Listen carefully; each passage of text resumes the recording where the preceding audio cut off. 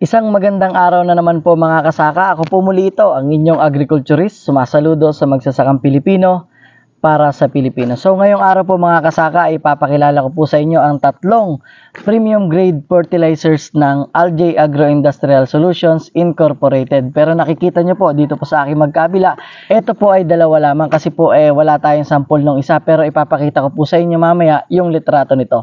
So ang kasama ko po ngayon dito sa aking kanan, ito pong Shield. At dito naman po sa kaliwa, ito pong Ultra 7. So ano-ano po ba yung guaranteed analysis nito pong Shield at nito pong Ultra 7? At paano po ba natin ito gamitin? Paano po natin i-apply at kailan po natin ito i-apply kung kayo po ay nagsasaka or kung tayo man po ay nagsasaka ng palay or mais? So yun po ang ating aalamin ngayon.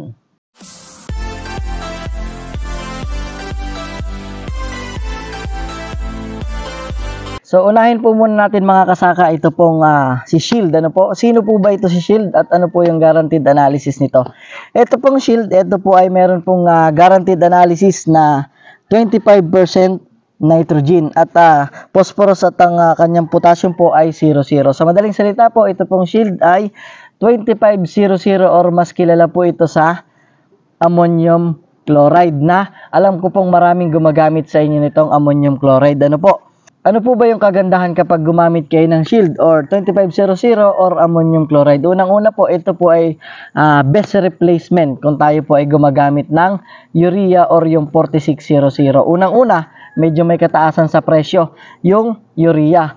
Pangalawa po, ito pong Shield ay slow release fertilizer po siya. Hindi po siya katulad ng urea na kapag isinabog natin, ini-apply natin sa ating pong tanim na palay or mais ay napakabilis pong makita yung resulta, napakabilis po niyang umepekto. Kaya minsan ay nakikita natin yung ating pong palay ay sobrang green na green, medyo sobrang dark green ng kanyang dahon.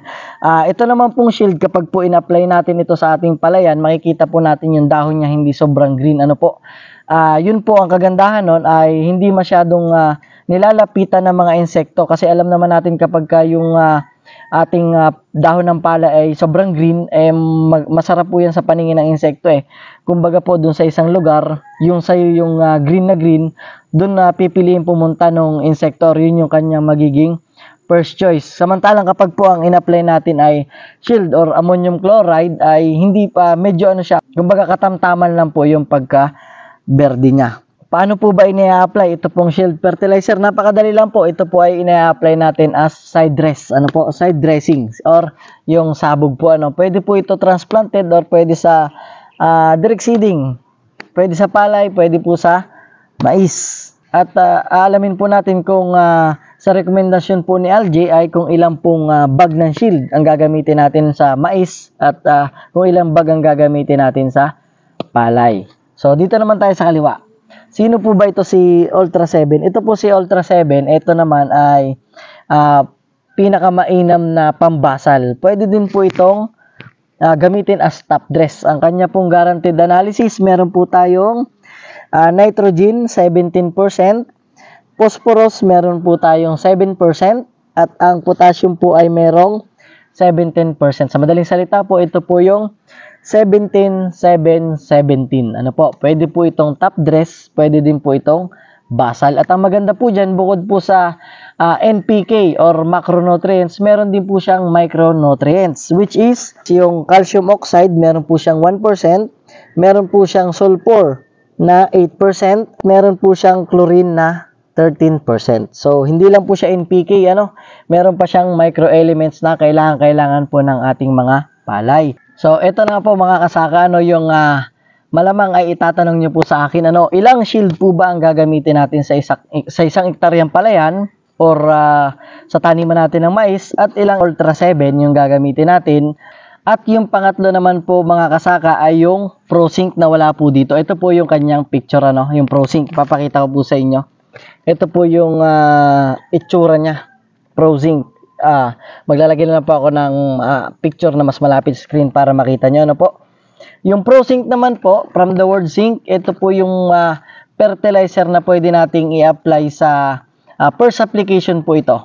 Dahil ito po ay nakakatulong kung ang inyo pong lupa ay merong zinc deficiency. Ano po, ang guaranteed analysis po nito ay 15-5-15. Meron po siyang 15% na nitrogen, meron siyang 5% na phosphorus at meron po siyang 15% na potassium. At ang kagandahan po dyan ay meron na po siyang zinc. Kaya kung kulang po yung lupa nyo sa zinc ay tamang-tama po itong ProZinc na inyo pong gamitin sa unang aplikasyon po.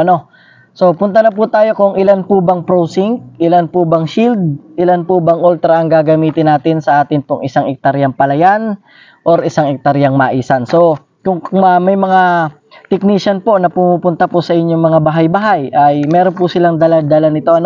Makikita po at nakasulat dito yung iba't ibang chemicals, mapa herbicide, insecticide, fungicide, meron po ito po yung mga makakatulong ninyo sa atin pong pagsasaka ng palay, mais or gulay man.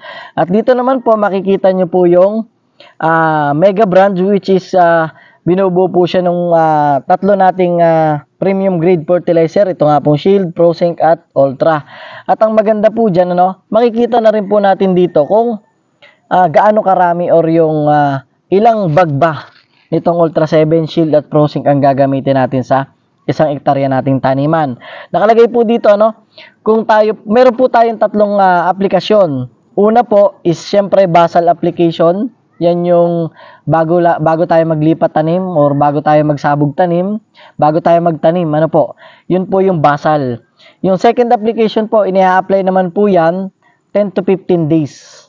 At yung ating third application po ay 30 days after na mailipat tanim natin or maitanim natin.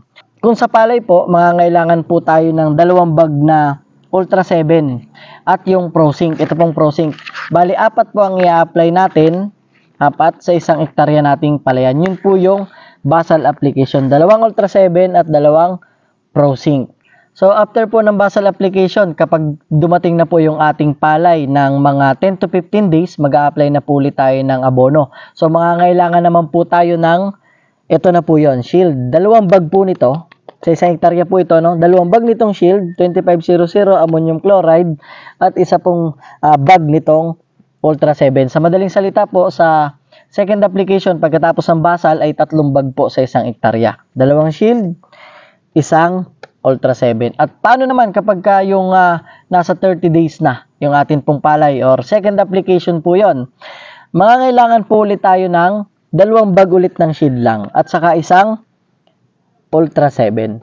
So, ganun lang po ulit. Second and third application, pagkatapos po ng basal, 2 Shield at 1 Ultra 7.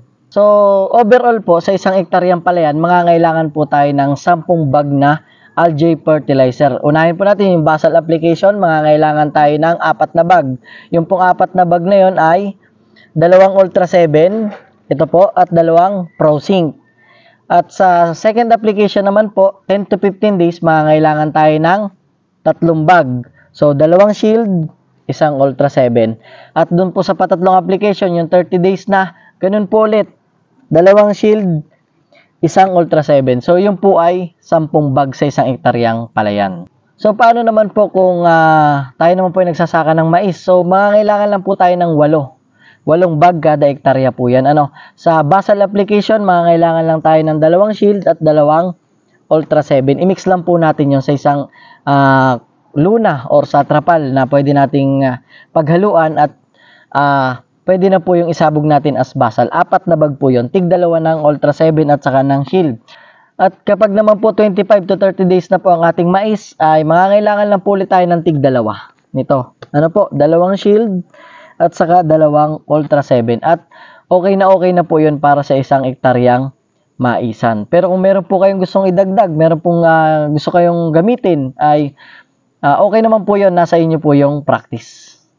So yun po mga kasaka, sana po ay meron kayong natutunan at sana po ay makagamit po kayo ng Shield, ng Ultra 7 at ng atin pong ProZinc. Ito po yung tatlong premium grade fertilizer ng Algae Agro-Industrial Solutions Incorporated. At kung itatanong niyo po kung available po ito sa buong Pilipinas, opo, available po ito Luzon, available po ito sa Visayas at sa Mindanao. At sa mga taga rito po sa Oriental Mindoro, sa Occidental Mindoro, ay pwede po kayong mag-comment at pwede ko po kayong personal na mapuntahan para po makapagkwentuhan tayo. At kung meron po kayong katanungan pa about dito sa Shield, dito sa Ultra 7 o sa ProZinc, ay mag-message lang po kayo sa ating comment section. So maraming salamat po sa panonood at sa palagi pong pagsuporta.